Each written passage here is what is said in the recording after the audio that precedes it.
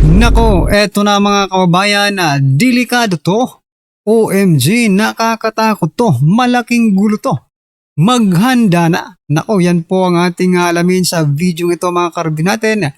Pero bago po natin simulan to, palike naman po ng video ito, malaking tulong po yan. Maraming salamat po. At eto nga, bago po natin i-play ito, itong video na ito mga kababayan, pasadahan po muna natin itong mga nagte-trending na mga balita dito po sa social media. Nako po, may nabisto. Department of Energy, may 186 billion notice of suspension, disallowance, and charges. Nako, nabisto na. Nako po, kayong kongreso kayong House of Representatives. Magkano yung ipinupukol nilang disallowance dyan po sa kay BP Sara? Millions mga kababayan. Ito, sabi po dito ayon sa COA, may 199 million na disallowance at humigit kumulang na 186.7 billion na charges sa Department of Energy na nasa audit process pa lamang. Kinukumpara ito sa mas maliit na isyu na ginagawang basihan ng impeachment, kaya kine-question ang pagkakapareho ng pamantayan. Ayan na. Pagdating kay BP Sara, kahit piso. Sabi nga ni Senator si Ridon, sabi ni Luestro, hindi naman tinitingnan ko yung amount, no? Kung mas malaki or mas maliit. Eto, Ridon, Luestro, 186 billion ang pinag-uusapan dito. Hindi ba kayo magsasalita kung ano ang inyong masasabi dito? Di ba? Or pagtatakpan nyo lang ito kasi administrasyon naman di ba? Pag administrasyon, pagtakpan. Pag Duterte, banatan. Di ba? Kahit kulang ang ebidensya or wala naman talagang ebidensya, ay babanatan ninyo. Okay? Anong pamantayan ang ginawa ng COA? Or ano ang basihan ng House of Representatives, no? Dito sa confidential fund na sinasabi nila na may problema sa COA, di ba? Yung paggamit. Eto, DOE may problema rin. May disallowance din mga kababayan. Paano yan? Di ba? Mas malaki to. 186 billion. Ang tanong dito, magsasalita ba ito? Or tatanggapin na lang ang maleta at ititikom na ang bibig? Diba? Ito pong naging komento ng ating mga kababayan patungkol po dyan. Sabi po ni Crescencio, the weakest president, no sense of accountability. Correct. Tapos kay BP, nakatutok ang impeachment. Sabi po ni Brian, madami talaga ang mag-imas ng rehas rito.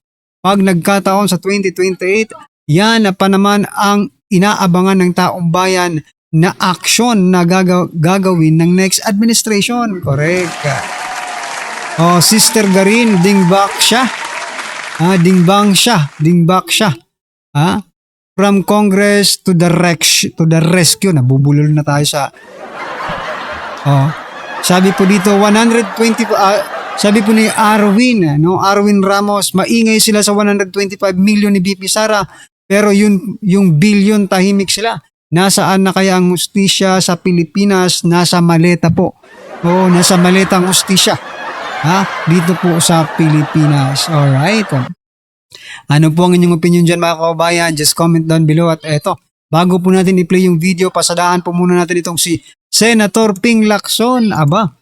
Eto. Tumapang po si Lacson mga kababayan. Sabi po dito, Lacson kay Trump, dapat managot ka sa krisis sa buong mundo. Mula po ito sa Banti News Online. Ito po ang balita.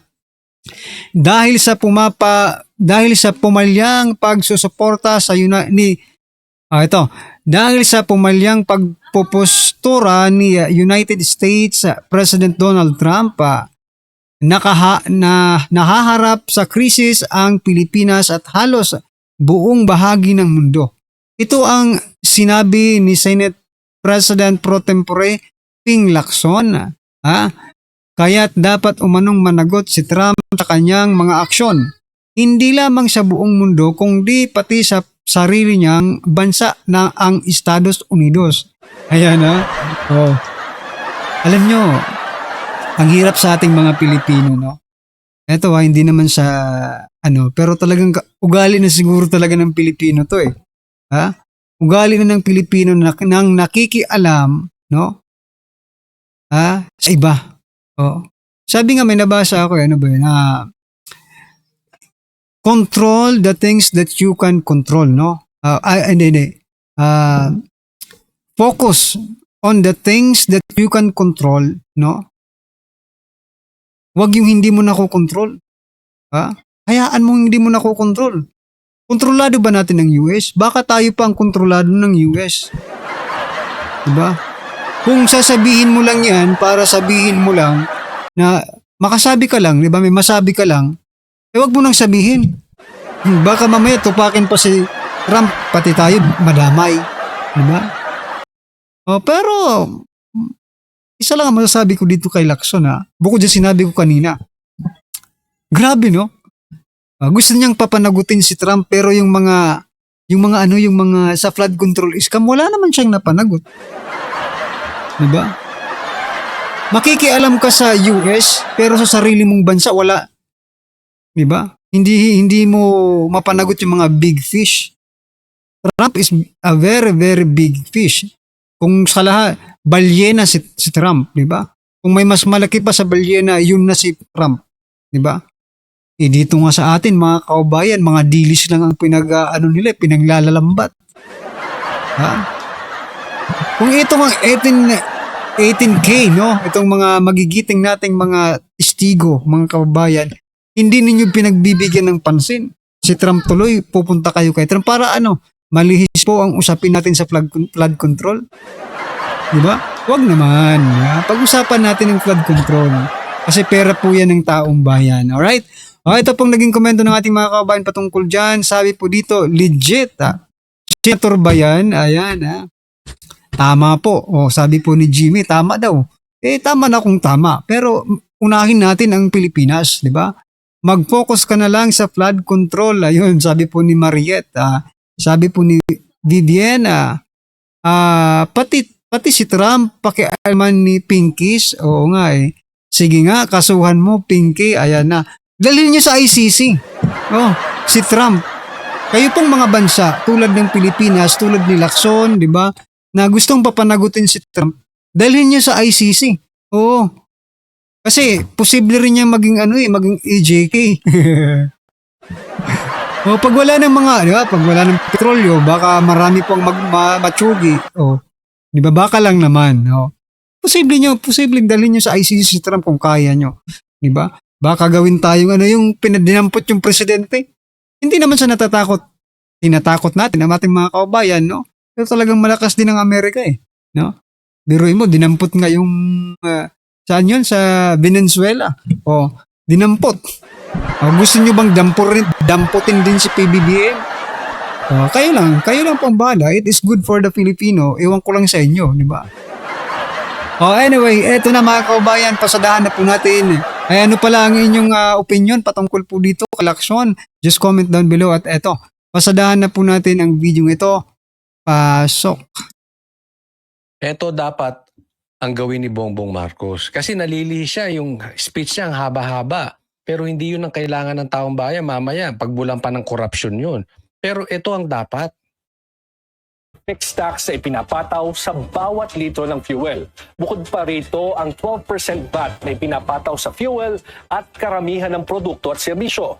Ibig sabihin, sa bawat litro ng gasolina o diesel na binibili ng motorista, may malaking bahagi na napupunta sa gobyerno bilang buwis. Halimbawa, kung ang prevailing price ng gasolina ay 62 pesos and 55 centavos kada litro, ibig sabihin 10 piso ang bawas kada litro kung excise tax lamang ang aalisin. 6 hanggang 7 piso ang bawas kung VAT lang at mahigit 16 pesos kada litro kung parehong excise tax at VAT ang mawawala. Isipin mo, So yan mga kaubayan, may tax pala sa petrolyo. Aba? O ito, pag-usapan po natin yung tax na yan. Ha? O, napakalaki po, no? 16 pesos po ang mawawala sa presyo kung tatanggalin po itong tax na ito. Bakit hindi po nila tinatanggal? No? Kasi po, hindi na nila makukurap yung tax eh. Di ba? Yung tax na yan mapupunta sa National Treasury. Tapos, ipapang-ayuda nila, di ba? Oo, nangaayuda sila para daw maibsan yung mga pero di ba para matulungan yung mga tsuper. So doon sila makakakurakot sa mga ayuda-ayuda. Kasi dito sa tax, pag tax po ang binawas mga kaubayan, lahat tayo no, lahat po tayo makikinabang. Pag bumili ka doon o wala nang tax, o lahat makikinabang mga kaubayan kasi pantay-pantay po yung presyo niyan. Walang mataas, walang walang mataas, di ba? O, mas maganda kung may mababa, wala lang mataas, okay? Pero bakit hindi nila ginagawa? Itong naisip ko. Kasi napupunta po sa ayuda yung tax eh, no? O, pag sa ayuda kasi meron tayong hinala na nagkakaroon po ng corruption sa ayuda. Di ba? Siyempre, mayroon yan mga kaubayan. Sila pa ba mawalan? Sila pa ba mawalan mga kaubayan? Eh kung yung sa malita nga, tinitira na nila eh. Sa ayuda pa kaya? Di ba? Oh, ang galing din, no? President Bongbong Marcos Jr., bakit hindi na lang sa tax? Ang ibawas. Oo, para lahat tayo makinabang. Hindi yung pinipili nyo lang yung bibigyan ninyo. Hanggang Luzon lang. Baka mamaya ganun din ang gawin nyo, ha? For example lang, tanggalin yung tax. Sa Luzon lang ang tatanggalan ng tax. Sa Visayas at Mindanao, may tax pa rin. Diba? Eh, yun yung gusto nating i-point out na lahat tayo makikinabang kung tax ang tatanggalin. Kaso hindi. Kasi sa ayuda po nila, ibubuhos yung tax ng taong bayan or sabihin natin yung tax dito, itong excise tax, no? Yun ang iayuda nila. Okay, syempre pag ayuda meron po yung di ba? Sila pa ba? Sila pa ba ang mawalan? Di ba? Nako po. 16 pesos ang mawawala kung tatanggalin yung excise tax at saka yung VAT. So sa madaling salita, mayroong magagawa si Bongbong Marcos. Kahit pa pumalo ng 76 pesos yung gasolina, parang hindi siya tumaas. Bakit? 60 pesos pa rin eh. Nauunawaan, malaki pong tulong yun sa bayan natin. Pag hindi tumaas ang gasolina, hindi tataas ang presyo ng mga bilihin. Diba? Iyan ang dapat gawin ni Bongbong Marcos. Kayo ang magsakripisyo. Tanggalin nyo yung excise tax, tanggalin nyo yung VAT. Ang problema, ang tagal nyong gawin. Hihinto na ang mga kababayan natin sa pagpapamasada. Ayaw na nilang mamasada. Ang tagal eh. Ang taas na ng presyo. Hanggang ngayon yung pangako nyo, hindi nyo pa rin ginagawa. Kung ang diesel ay nasa 80 pesos and 70 centavos kada litro, maaaring bumaba ito sa 74.70 kung aalisin na excise tax. Kung parehong VAT at excise tax naman ang sususpendihin, maaari itong bumaba sa 66 pesos lamang kada litro o halos 15 pesos na bawas kada litro. Pag diesel naman, 15 pesos ang mawawala. Eh di ang laking tulong yun. Sa mga jeep, sa bus, o sa gasolina naman, tricycle. Gaano naman kalaki ang matitipid ng mga motorista? Para sa mga pribadong sasakyan na gumagamit ng nasa 40 liters kada linggo, nasa 400 pesos ang matitipid kung aalisin ng excise tax. 268 pesos kung VAT at 668 pesos naman kung VAT at excise tax ang aalisin. Kaya ito etong si Recto, ang laking pahirap na ginawa sa Pilipinas. Yang VAT na yan. Ewan ko kung paano mo naaatim yung Naatim ng konsensya mo yung sobrang kasamaan, sa sobrang kadiliman nung ginawa mo sa taong bayan. Uusigin ka ng konsensya mo yan. Para naman sa isang PUV driver na gumagamit ng nasa 150 liters ng diesel kada linggo, nasa 900 pesos ang mawawala kung excise tax lamang ang aalisin. Mahigit 1,200 naman ang mababawas kung mawawala ang VAT. At kung parehong tax ang aalisin, nasa halos 2,200 pesos mga tsuper. Per week yan 2,000 ang matitipid ng tsuper per week. Aalisin lang ang tax. Ng excise tax tsaka ng VAT. So sa madaling salita, kung ikaw ay tsuper, on the average, pwedeng tumaas, pwedeng bumaba, 8,000 ang matitipid mo kada isang buwan. Alam natin yung 8,000. So, eto lang mga kababayan, no? Total tayo, hindi naman tayo namamasada, no, mga kababayan. Bakit hindi po natin tanungin yung ating mga kababayang mga tsuper, mga driver? O, kung kayo po ay nanonood dito mga kakarbi natin, tatanungin ko po kayo ano po bang mas gusto nyo? Yung one-time ayuda? Oo. Yung one-time, big-time na ayuda na 5,000? Or itong mawala itong mga tax na ito para bumaba ang presyo ng gasolina. Ako kahit hindi ako chopper, hindi ako driver mga kababayan, mas pipiliin ko pa rin po Mas pipiliin ko pong yung tax. Mas malaki dito Hindi lang one time big time. Ba? 'Di ba?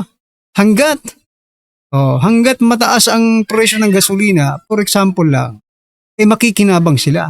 Hindi sila gaanong masasaktan ang kanilang mga bulsa, 'di ba? Pero kayo pa rin ang magdesisyon. Tatanungin ko ulit kayo, mga chopper, driver, mga kabayan.